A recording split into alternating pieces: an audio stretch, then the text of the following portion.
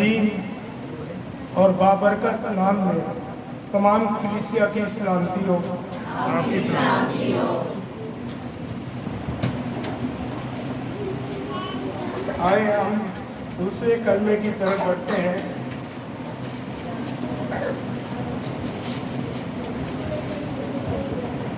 اس سے پہلے میں ایک چھوٹا سا گیت گانا چاہوں گا. نہ مارو نہ مارو نہ ایسے گزارو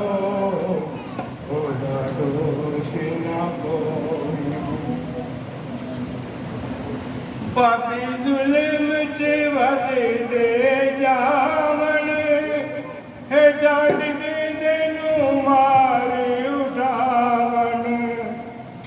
پاپی ظلم چے ودے دے جاون ہے ڈانڈ کے دینو مار اٹھاون. تیا تائیں تائیں دے دے کھاوے تے ڈگدا جاوے.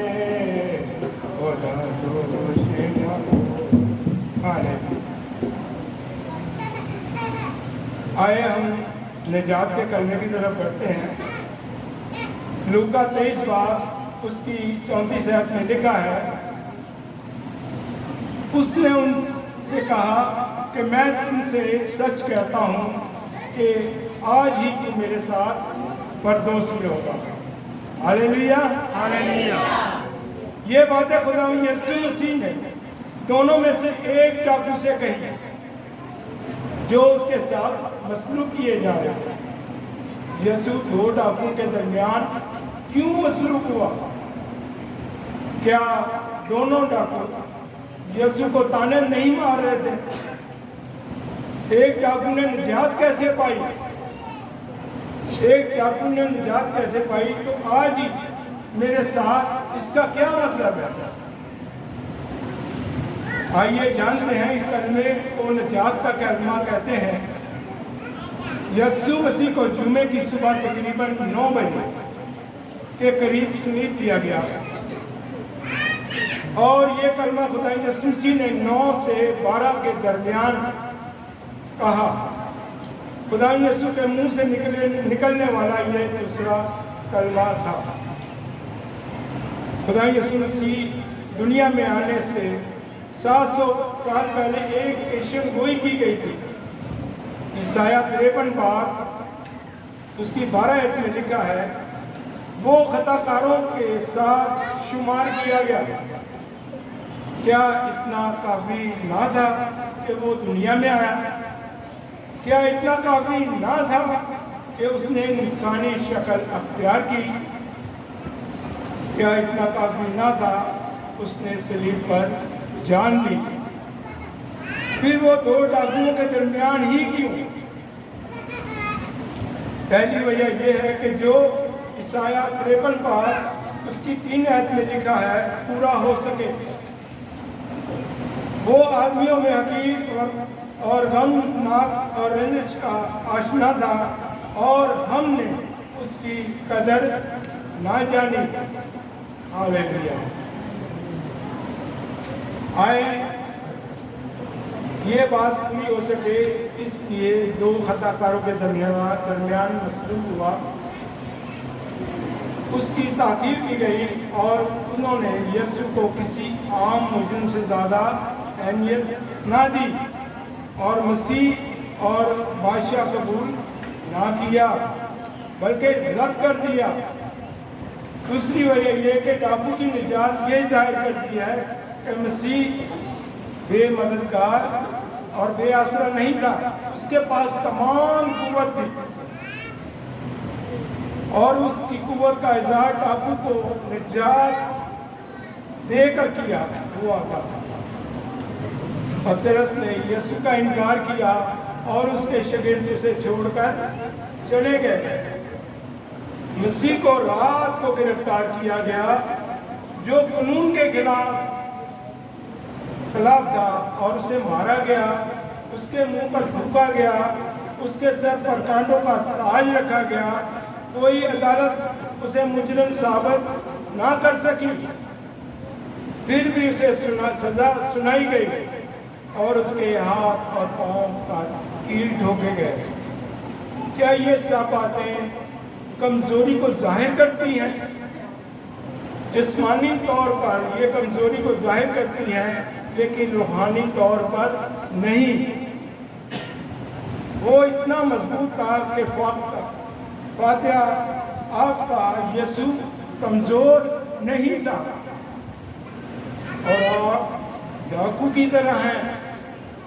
जिस हालत में भी हो वो आप लोगों को निजात देना चाहता है। आगे बढ़ते हैं। क्या दोनों डाकू यसु को बुरा भला कह रहे थे? जी बिल्कुल। मत्ती 27 बाब उसकी 44 से में लिखा है, इसी तरह डाकू जो उसके साथ मसलूब हुए थे उस पर लान तान करते थे। जी बिल्कुल, दोनों को यसु पर यकीन नहीं था वो खुद को या उनको बचा सकता था। दोनों ताने मार रहे थे, दोनों अपनी भड़ास निकाल रहे थे। सोचें, इतना जुल्म सहने के बाद सलीब पर ताने उसके जिस्मानी दुखों में कैसे इजाफा करता है। फिर लूका की इंजील के मुताबिक अचानक दोनों में से एक खामोश हो जाता है। उसे क्या हो गया? ये सिर्फ खामोशी नहीं थी, बल्कि उसकी जिंदगी में निजात का काम हो रहा था। रूह कुदस उसकी जिंदगी को तब्दील कर रहा था। आइए देखते हैं कि कैसे रूह कुदस उसकी जिंदगी में काम कर रहा था। उसने दूसरे डाकू से कहा, क्या तुम खुदा से नहीं डरता? ये पहला सबूत है कि खुदा उसकी जिंदगी को तब्दील कर रहा था। खुदा का खौफ डाकू के अंदर और खुदा का खौफ पैदा हो गया था। अब वो खुदा के गज़ब से बचना चाहता था। ये खौफ पहले उसकी जिंदगी में नहीं था। गुनाहगार लोग खुदा से नहीं डरते। खुदा के गज़ब से खुदा तब्दील करने की कुदरत रखता है। हालेलुया। यहाँ दूसरे डाकू के अंदर कोई खौफ नहीं है। फिर दूसरा जुमला, हम अपने किए का बदला पा रहे हैं। दूसरा डाकू पहले डाकू से कह दिया कि हम अपने किए का बदला पा रहे हैं, और खुदावंद ने कोई बेजा काम नहीं किया। उसने अपनी असल हालत को बिल्कुल ठीक अंदाजा लगाया, और बिल्कुल मुसरफ बेटे की तरह जब उसने अपने गुनाहों का अंदाजा हो गया और उसकी आंखें खुली, तो यहाँ से सच्ची तौबा का आगाज होता है।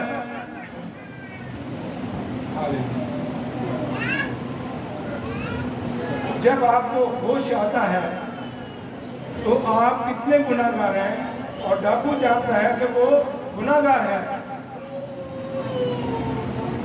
और वो ये भी जानता है कि उसके किए की सजा वाजिबी है। गुनाह का इकरार करना यही सच्ची तौबा की निशानी है। उसको रहम की जरूरत है, और वो यीशु पर ईमान लाता है और कहता है कि यीशु ने कोई बेजा काम नहीं किया। वो अपने मौके यीशु के साथ करता है। हमने तो अपने गुनाहों की सजा पा रहे हैं, लेकिन इसने तो कोई गलत काम नहीं किया। अब वो यीशु की तरफ देख रहा है। वो कितना रास्तबाज और हकीकी तब्दीली में मैं अपने आप से नजरें हटाकर यीशु पर लगाएं, और आप कितने गुनाहगार हैं इससे कोई फर्क नहीं पड़ता। वो कितना रास्तबाज है इससे भी कोई फर्क नहीं पड़ता। यीशु, तू जब अपनी बादशाही में आए तो मुझे याद करना। वो ये कहकर यीशु से माफी मांग रहा था। आपको याद होगा कि थोड़ी देर ही पहले यीशु ने सबके लिए माफी के लिए दुआ की थी।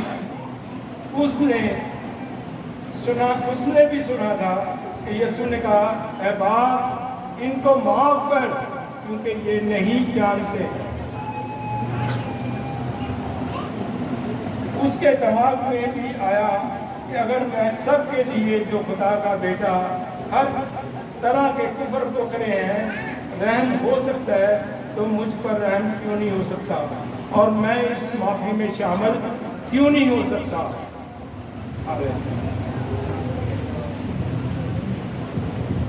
जब खुदावन का रूह जिंदगियों को तब्दील करता है, उससे सबसे पहले आपकी जिंदगी में खुदावन का खौफ आता है। फिर रूह कुद्दस आपका गुनाह आप पर जाहिर करता है, फिर माफ़ी की उम्मीद आप पर जाहिर होती है। डाकू ने यही नतीजा निकाला कि अगर माफ़ी मिलनी है तो फजल से ही मिलनी है, और अगर फजल इन सब के लिए मुहैया किया गया है तो यीशु को जो सलीब दे रहे हैं शायद मुझे भी मिल जाए।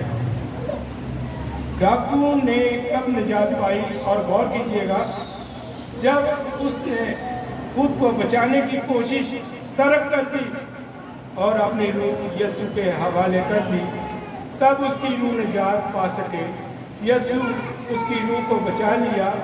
दूसरे डाकू को खुदा ने तब्दील नहीं किया, सो उसे कोई खुदा का खौफ नहीं था, ना खुदा का खौफ, ना सज़ा का खौफ, ना गुनाह का एहसास, ना माफ़ी की ख्वाहिश, ना रास्तबाजी की ख्वाहिश, ना खुदा से नेक मलाक की ख्वाहिश।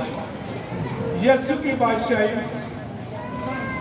डाकू इस बात को समझता था कि यीशु की एक ही बादशाही है, सो वो कहता है कि जब वो अपनी बादशाही में आए तो मुझे याद करना। सलीब पर मौत तो आनी है, सो उसका ईमान मसीह मुर्दों में से जी उठेगा। अपनी बादशाही को कायम करने के लिए यीशु ने जवाब में, तुझसे सच कहता हूँ, यानी जो बात मैं कहने वाला हूँ इस पर यकीन करना मुश्किल है कि तू आज ही मेरे साथ फरदौस में होगा। कब? आज ही ये बात जाहिर करती है कि जैसे हम मरते हैं तो फौरन अपने निजात दहिंदा के पास पहुंच जाते हैं।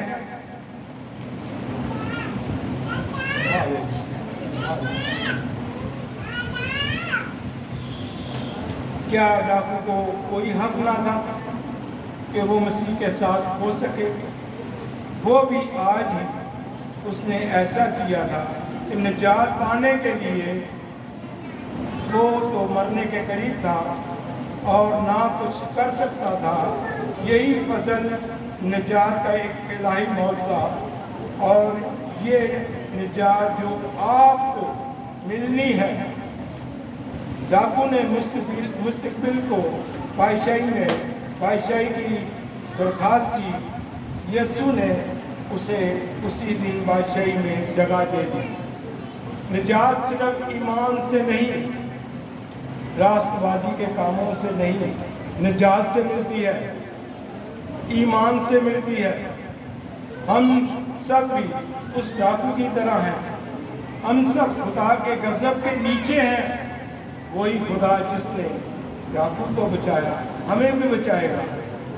खुदा हम सब को बचाना चाहता है, और जितनी जल्दी हो खुदावंद के फजल के नीचे आ जाए और सच्ची तौबा करें, और हम सबको खुदावंद उस फजल के तक के पास आने की तौफीक बख्शे। आमीन। खुदावंद सब पर करता है।